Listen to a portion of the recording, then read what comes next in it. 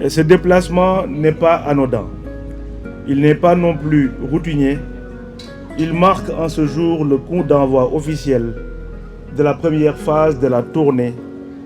marquant la connectivité universelle à Internet.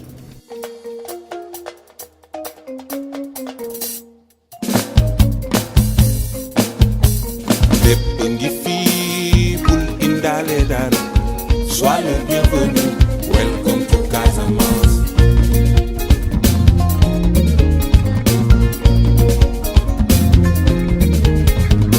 Lépp ngi fii bul indaale dara. Sois le bienvenu, welcome to Casamance.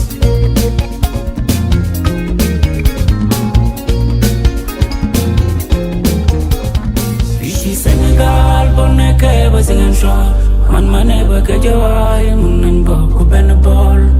bokk jëmukaay boole doon benn boole suñu xel yee loolu moo di doole.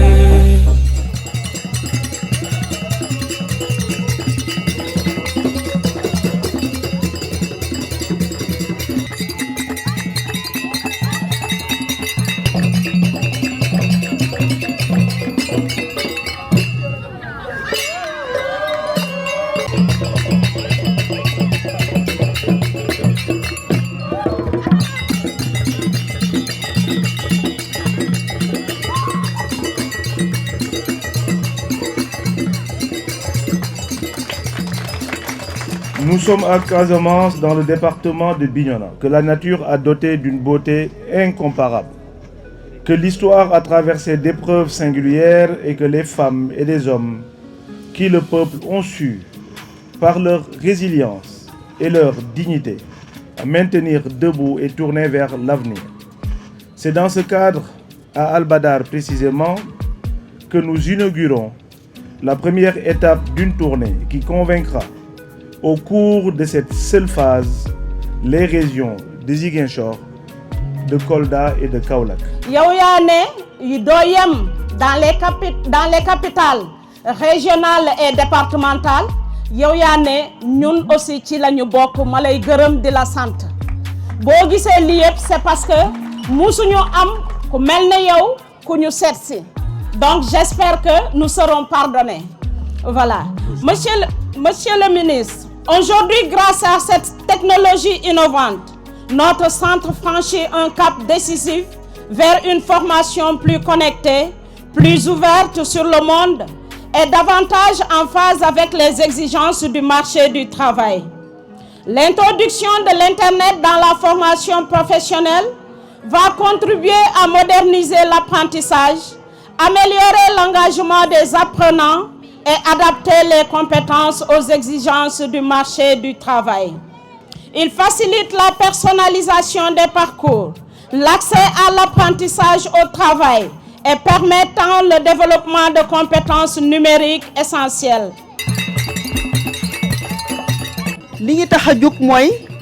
fépp ci Sénégal dafa war a am connexion te mën naa am te ñu taxaw tey jii ci kanamu ministre des télécommunications jël engagement ne xanaa li ci topp wante bu dee signal kese dina yegg si fépp fu sénégalais taxaw ñun nag suñu wàll ñun ñi nga xam ne bànqaas bi ñu dénk nañu andi connexion fi nga xam ne amul koom-koom bu bari gox yu sori yi opérateurs yi pour ñu dem fa dafay xaw a jafe ñun lañu dégg pour ñu fexe ba connexion am fa.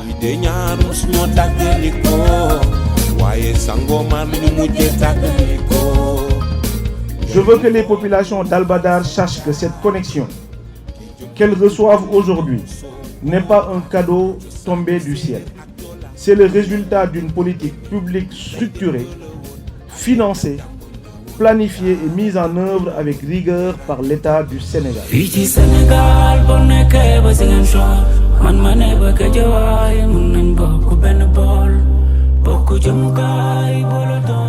li nga xam ne moom le président de la République digle premier ministre wax ko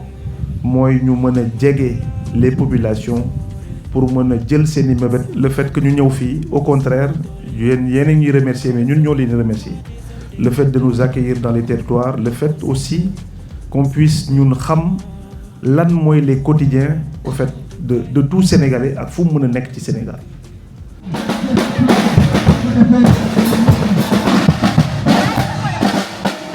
Le déploiement de la connectivité universelle au début sur l'étendue du territoire national entre en parfaite adéquation avec un slogan, le slogan du Premier ministre, M. Ousmane Sonko, qui disait, je le cite, « Jot na lu ñëpp bokk ñëpp jot si ». Fin de citation. Cette disposition équitable vise à éliminer les discriminations et à garantir l'égalité des chances de toutes les populations à travers le territoire national. Le choix de Bignona n'est pas anodin. Et Bignona n'est pas un nom anodin dans l'histoire du Sénégal. Ce département a été façonné par des générations de résistance, des générations de lutte, de construction, une mémoire collective qui honore les habitants et qui impose à ceux qui la portent une responsabilité particulière envers des générations futures. C'est dans ce respect de notre histoire, de votre ambition, de votre avenir que le gouvernement a choisi de faire de Bignona une étape centrale dans sa politique de la connectivité universelle.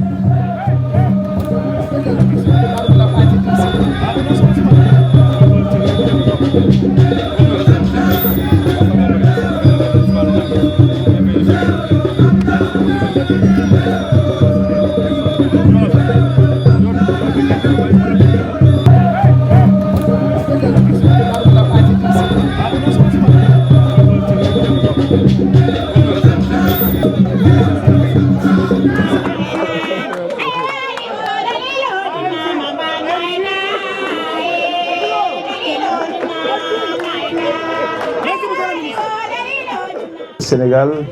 dafa nekk dëkk boo xam ne dëkku ndaw la ndaw nag su fekkee da nga koy tàggat da ngay xool lépp loo xam ne ndaw yi soxla nañu ko lépp loo xam ne dina participer à leur formation lépp lu nga xam ne participer na au développement économique et social de ce pays.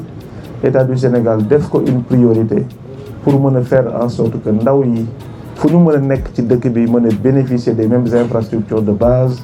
moo xam ci éducation la moo xam ci santé la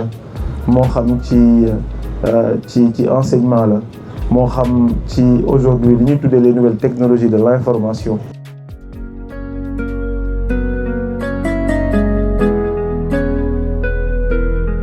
Un million de Sénégalais lay connecté yéen yëgu leen ko. xanaa yëgu leen loolu waaye tàcc leen loolu 1 million de Sénégalais waxuñu un Sénégalais de waxuñu deux. 1 million de Sénégalais. ñëpp mu ne bëgg naa teew mi teew 2026 ngeen góorgóorlu ci. waaw ah. ñi takk seen geño ñi takk seen sër ñu ànd MCTL dugg biir Sénégal jaar fi ñu war a jaar ci marché yi ndax ñun nag lépp lu ñuy liggéey ci transparence ak ci yoon lañ koy doxal.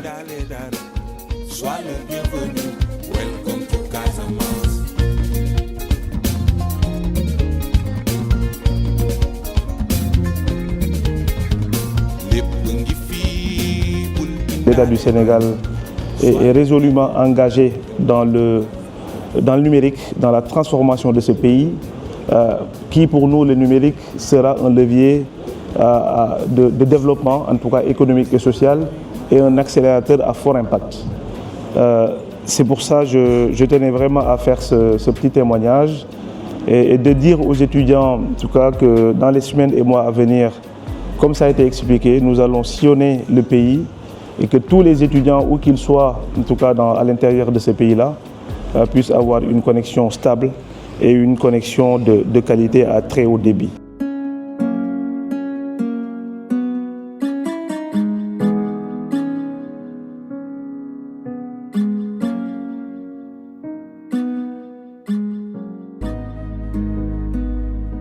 la tournée bi ñuy def moom moo ñu permettre ñu ñëw ci activités yi nga xam ne moom la autorité muy le président de la République initié à travers le projet de service universel pour connecter 1 million de Sénégalais dans les zones les plus reculées. li tax ñu indi connectivité nag président moo ñu ko digoon ñu ngi koy def 3 mois plus tard avec le ministre en charge du numérique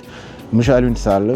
avec le fonds de développement des services universels des télécoms nga xam ne la coordinatrice est là ànd ak ñëpp toute la délégation indi connectivité universelle population yi nag accueillir loolu avec beaucoup de mbégte en tout cas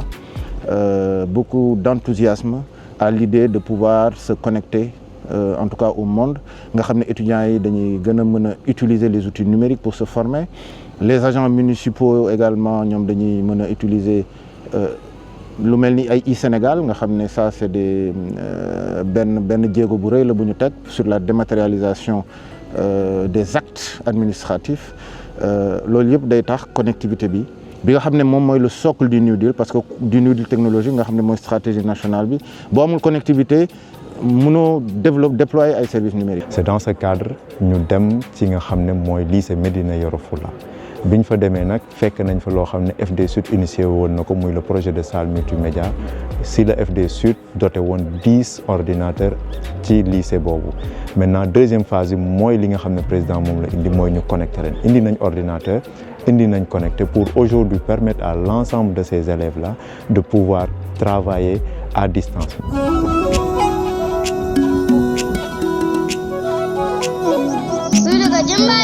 kontaan nañu de day de séeréer bi moom daa mel ne ñëw na tey ci biir pël yi. connexion bi daf ñuy jàppale ci recherche yi ak ñu mun a manipuler machines yi ak jàng lu bari daal ci àdduna bi. ñu ngi remercier waa FD Sud ak ministre de communication kontaan trop ak machines yi li ñu indil fii. permettre nañu pour ñu mën a manipuler machines yi. donc ñu ngi rafetlu action bii di ministre des communications des télécommunications et du numérique def ko indil ñu kit satellitaire pour connectivité fii ci lycée ça va beaucoup nous aider les élèves dans leurs recherches aider les enseignants dans les recherches pour l'amélioration des pratiques pédagogiques et aider aussi l'administration dans le suivi des dossiers et la transmission à temps réel. Asalaamaaleykum maa ngi leen di nuyu di leen sant di leen gërëm ñun waa Diaobé ñu ngi ci jàmm ak salaam gis nañ seen groupe bi ngeen ñëw fii waa Diaobé internet bi ñuy kontaan ci yéen di leen remercier man la Dieynaba Diaobé dëkk Diaobé Dieynaba sant Diallo mais rafetlu ko arɗon ko minen salminoo minen yettoo minen juura minen weltidoole e teddungal adduɗon ɗo affaire connexion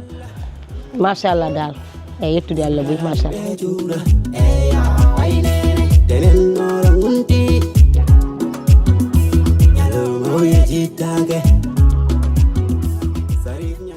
waa ministère de l'emploi de la formation professionnelle et technique ñoo gunge ci woon waa ministère de la communication des télécommunications et du numérique ñoo ñëw au nom de la cellule informatique ci bànqaas boobu on a de nombreux projets à savoir le projet Smart Idioko boo xamante ni day permettre ñu interconnecter l'ensemble de nos établissements de formation professionnelle et technique pour jàppale leen ci seen enseignement apprentissage.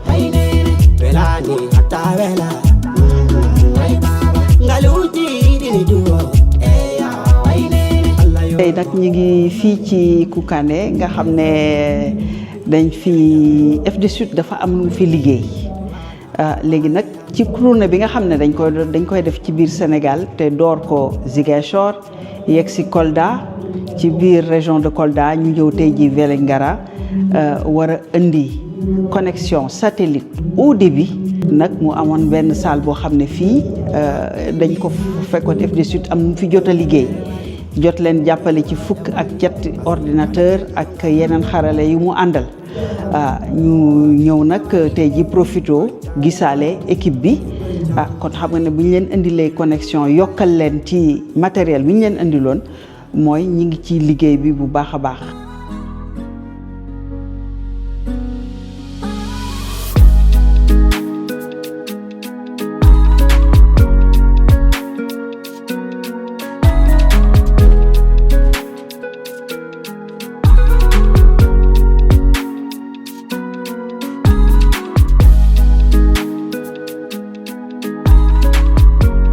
lii dafa doon loo xamante ni lu am solo la pour Nioro mais lu am solo la pour le département pour tout le département de Nioro mais pour tout le Sénégal parce que c'est une leçon